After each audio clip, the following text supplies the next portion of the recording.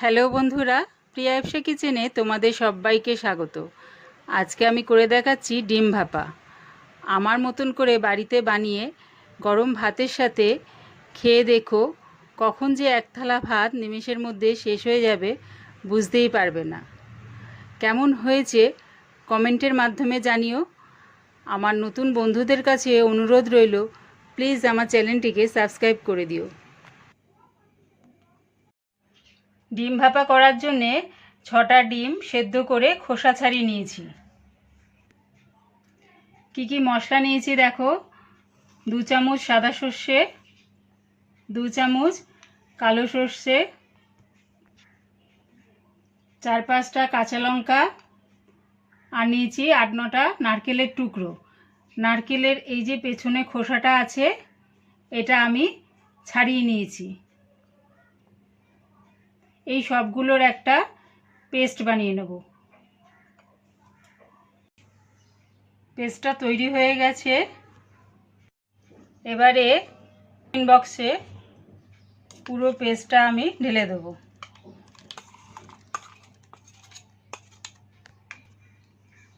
দিচ্ছি এর মধ্যে 1/2 চামচের মতন লঙ্কার গুঁড়ো। তোমরা চাইলে লঙ্কার গুঁড়োটা নাও দিতে পারো, শুধু কাঁচা লঙ্কা দিয়েই করতে পারো। ঝালটা সম্পূর্ণ তোমাদের স্বাদ অনুযায়ী। দিয়ে দিচ্ছি আন্দাজ করে হলুদ গুঁড়ো, স্বাদ অনুযায়ী নুন, 2-2.5 চামচ সর্ষের তেল,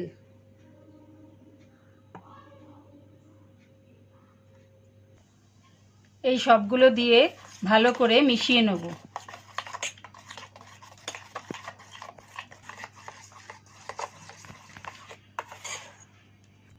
এবারে ডিমগুলো ছুরি দিয়ে একটু একটু ছিঁড়ে ছিঁড়ে দেব,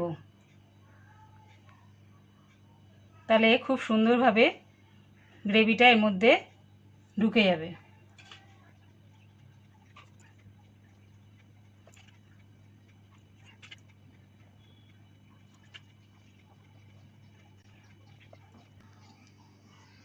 এবারে মশলাগুলো ডিমের সাথে ভালো করে মিশিয়ে দেব।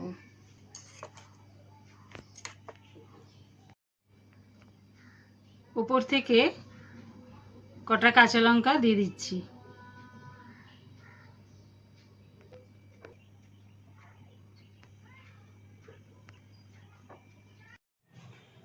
কড়ার মধ্যে জল গরম বসিয়ে দিয়েছি, তার উপর একটা ঝিক দিয়ে দিয়েছি।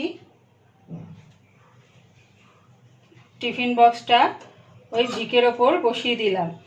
গ্যাসটা মিডিয়ামে রেখে এটা হতে দিচ্ছি। একটা চাপা দিয়ে দিলাম ওপর দিয়ে। এটা আমি আধ ঘন্টা থেকে 45 মিনিট ভাপে হতে দেব।